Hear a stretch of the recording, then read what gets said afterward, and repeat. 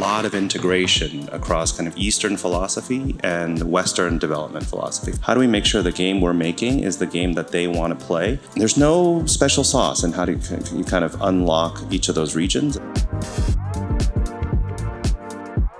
Do you feel that there's a significant change or trend at the moment where the influence of Asian games companies on the global market has increased? The focus for Tencent has always been to invest, work with, and support high-quality developers who make really great content. I think probably the change has been that the focus of Tencent in the past, call it 10, 15 years, has mostly been on the domestic market, and we understand that market very well. And now there's a pivot, and in terms of Tencent's growth in the future, that the pivot is now overseas. I think the strategy isn't necessarily east or west, it's just where are the talented developers and where can Tencent kind of build up scale and find future opportunities. I think our kind of superpower has been in the past working with mobile developers, kind of mobile, free-to-play, and I think the key part of that is being very data-driven in the decision-making. So all the data that we have on the mobile side, how does that translate on the console PC side? Where does it make sense for us to instrument, data gathering mechanisms, or how do we also talk a lot about, instead of launching a game that is the perfect game at launch, we understand that our player base actually have a lot to say, and that the future is developing games with our players. And so a lot of the data will come with our developers working with their communities to build games over time. Western gaming companies, bigger companies, they are more familiar with the game as a product model. So when they think about how to transfer their famous IPs or their game and move to mobile, not only the business model change, but sometimes it kind of affect the game design as well.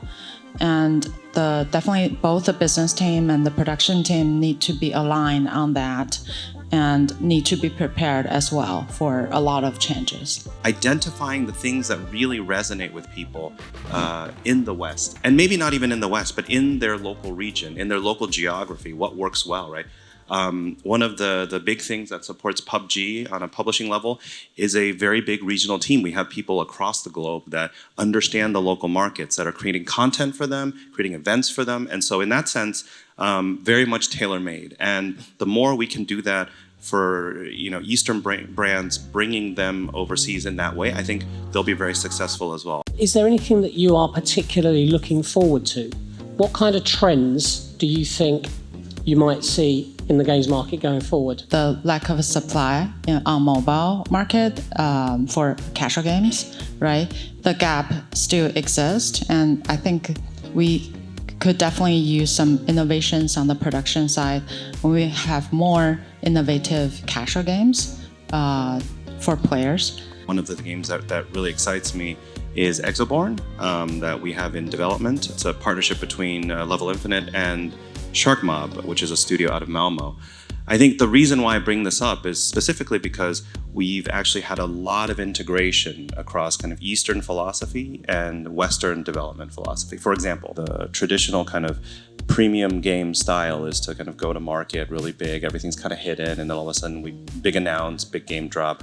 But for us, we really challenge the studio to say, how do we test with community? How do we test with influencer? How do we make sure the game we're making is the game that they want to play? Not just today, not just tomorrow, but for 5-10 years down the road. There's a lot of developers at GDC and at this event today. What's the most important thing they have to focus on if they want to expand their horizons and find a partnership with an Asian company? I will only speak for Tencent, but we're not looking to kind of invest for short-term gains, but a long-term partnership. Like we want to build Riot and Supercell and those kinds of studios. But then maybe from a publishing standpoint, we're targeting very specific things, and that's being fed back to the dev teams to say, hey, we need a specific event here because this resonates with the community. We need to, when we're building content, especially as a games as a service game, you have the opportunity to address everyone kind of across the entire globe over time, and you can do special events and things like that.